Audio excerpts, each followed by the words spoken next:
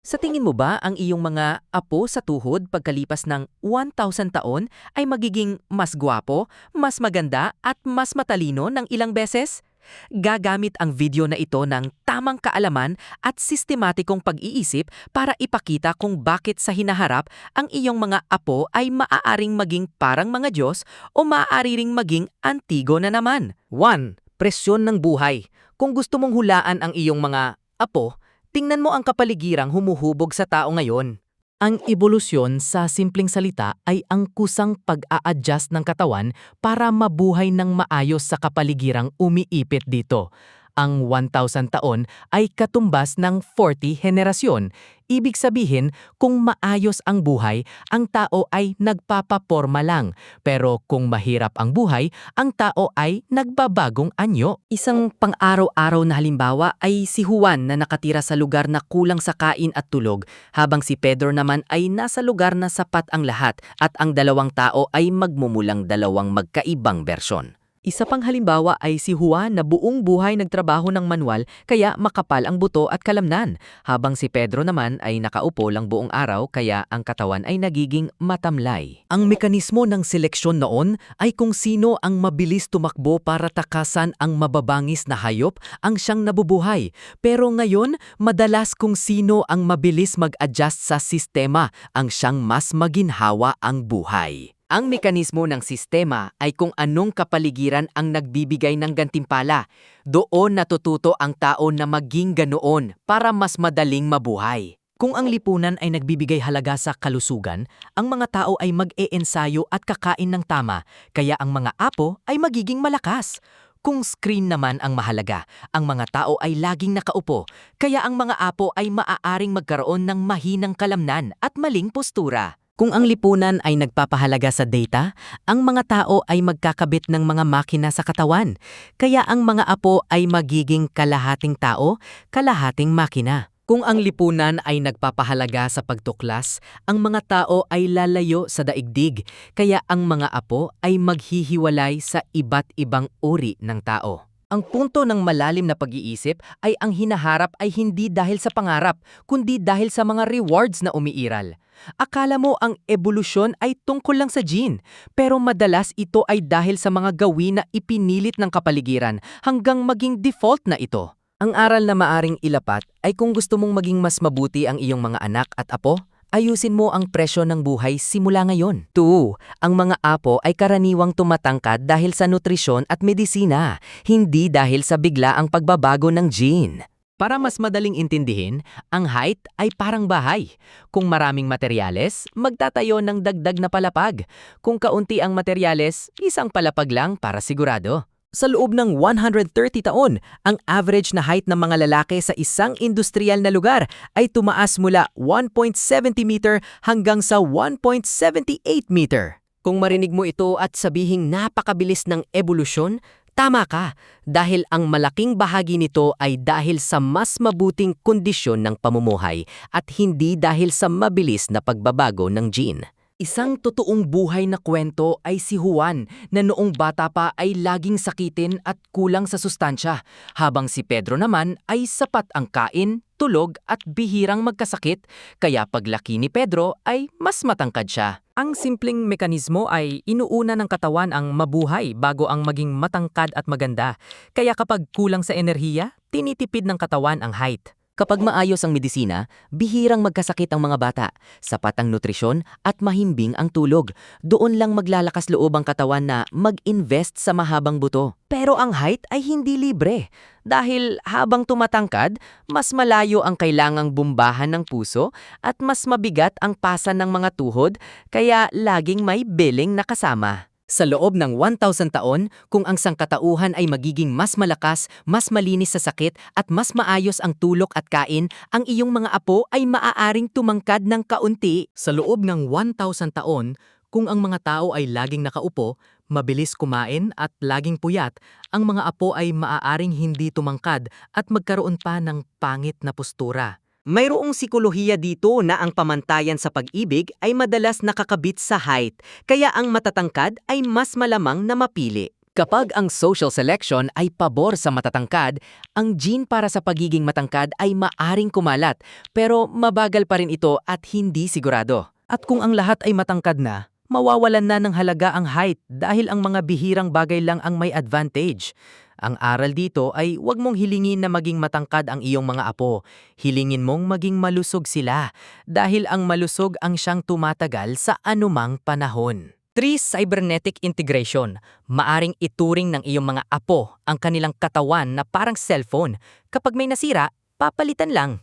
Sa madaling salita, ang implant technology ay parang mga accessories ng kotse. Noong una ay para sa pagkumpuni, pero kinalaunan ay para na sa pabilisan at kaginhawaan. Sa ngayon, mayroon ng mga hearing device na kayang mag-record, gumawa ng background noise, at may built-in communication.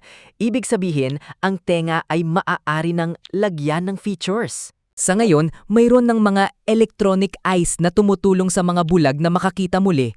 Ibig sabihin, ang mata ay maaari ng palitan ng piyesa. Kapag ang mata ay naging makina na, ang pagtingin sa hindi nakikita tulad ng infrared o X-ray ay magiging parang dagdag na mode na lang, tulad ng pagbukas ng flashlight. Isang pang-araw-araw na halimbawa ay si Juan na naglalakad sa dilim at wala talagang makita, habang ang mata na di makina ay magbubukas ng infrared para makakita ng malinaw na parang umaga. Isa pang halimbawa ay si Pedro na ang trabaho ay nangangailangan ng masusing detalye.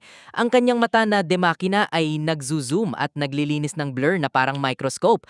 Kaya si Pedro ay doble ang bilis magtrabaho.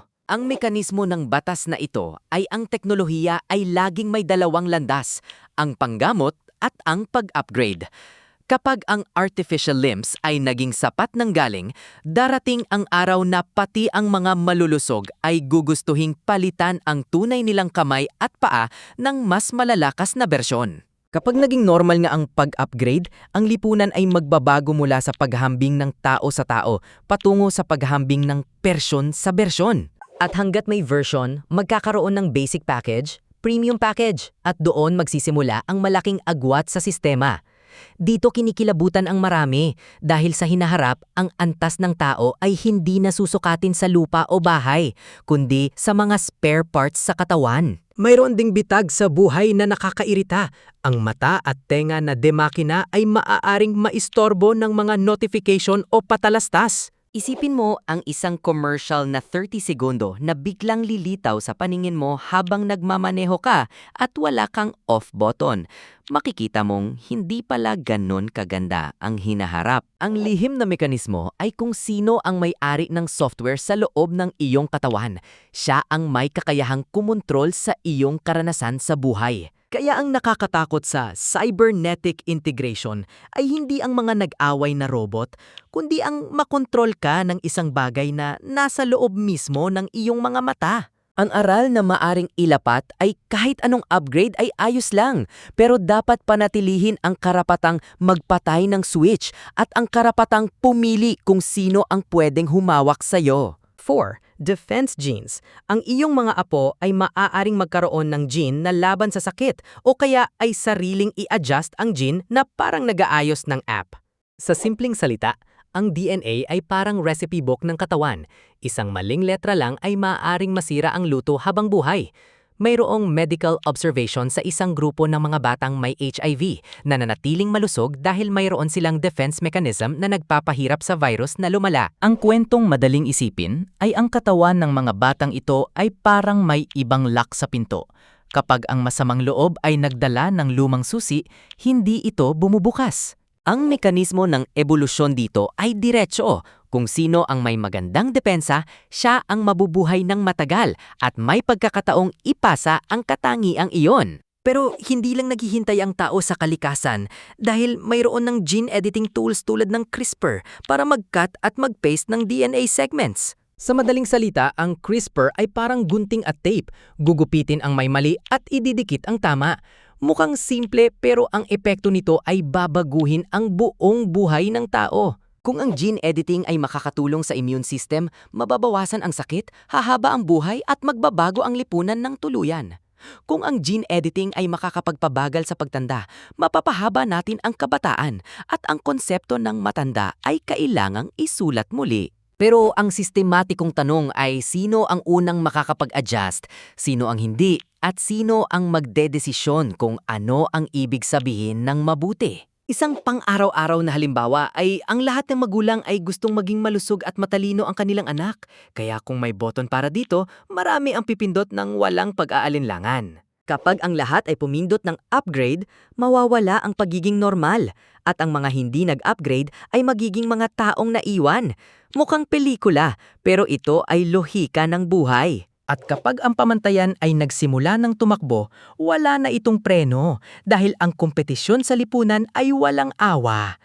Sa loob ng 1,000 taon, ang iyong mga apo ay maaring mas kaunti ang sakit, pero maari ring mabuhay sa ilalim ng presyon na maging perpekto. Ito ang punto kung saan ang malalim na pag-iisip ay dapat magpaalala sa iyo na ang teknolohiya ay mas mabilis kaysa sa etika at ang etika ay madalas na humahabol na lang sa pinsala. Ang aral na maaaring ilapat ay kung mag-e-edit ng gene, isama ang responsibilidad dahil ang maling pagkukumpuni ay pagkakamali ng buong henerasyon ng mga apo. 5. Kung ang sangkatauhan ay lalayo, ang iyong mga apo ay maaring magkaroon ng ibang mga mata at ibang pangangatawan. Sa simpleng salita, ang paglipat ng planeta ay parang paglipat mula sa bahay at lupa patungo sa kondo. Kapag nagbago ang lifestyle, magbabago rin ang katawan. Ang Mars ay nakakatanggap ng liwanag na mas mababa ng 66% kaysa sa daigdig. Kaya ang hula ay ang mga taong matagal nang naninirahan doon ay maaaring magkaroon ng mas malalaking pupil para makasipsip ng liwanag. Ang Mars ay may gravity na nasa 38% lang kumpara sa daigdig, kaya ang mga taong ipinanganak doon ay maaring maging mas matangkad dahil hindi sila gaanong hinihila pababa. Isang halimbawang kwento ay si Juan na ipinanganak sa lugar na mababa ang gravity.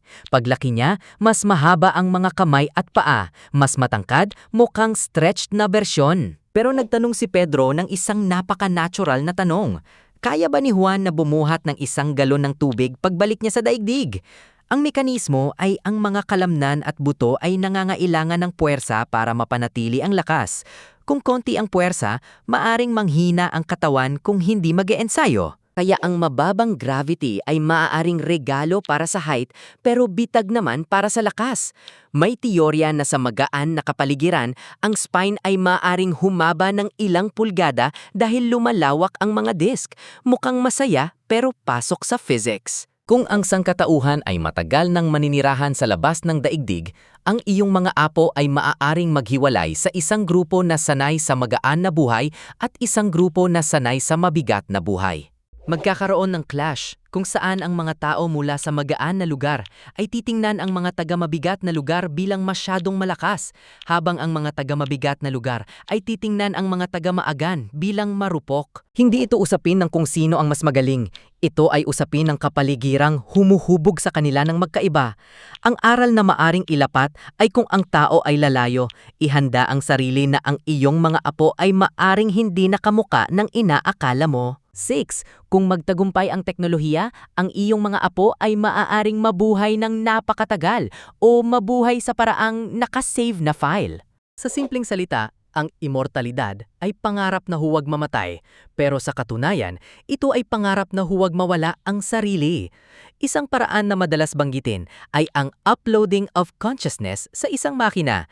Ibig sabihin ay ililipat ang mga alaala at paraan ng pag-iisip sa ibang sistema. Isang halimbawang kwento ay si Juan na pumasok sa isang kwarto, pinindot ang backup button at isang bersyon ni Juan sa loob ng makina ang dumilat at nagsabing, "Ako ay ako." Pero ang tunay na Juan ay humihinga pa rin, tumatanda at maaari pa ring mamatay.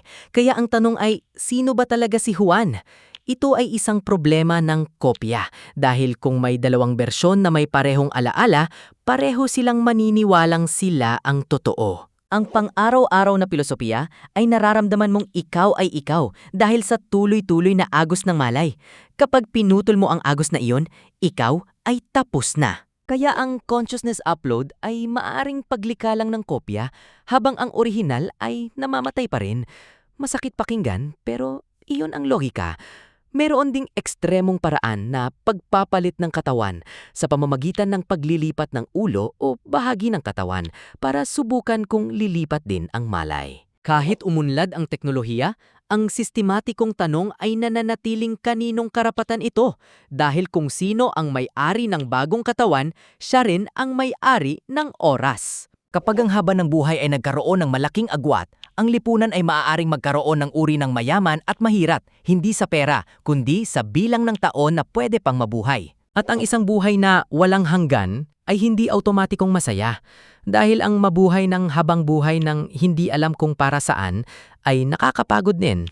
Ang karaniwang takot ng maraming tao ay ang isiping mawawala sila, at habang lumalayo ang hinaharap, lalong lumalaki ang takot na ito. Pero pinapaalalahanan ka ng malalim na pag-iisip na ang kahulugan ay wala sa kung gaano ka katagal na buhay, kundi sa pamumuhay ng may layunin at koneksyon. Ang aral na maaring ilapat ay bago mangarap ng immortalidad, matuto munang mamuhay ng makabuluhan dahil ang kahulugan ang magliligtas sa iyo mula sa walang hanggang kawalan. 7. Ang iyong mga apo ay maaaring maging mas magkakamuka dahil ang paghahalo ng mga tao ay lalong tumitindi.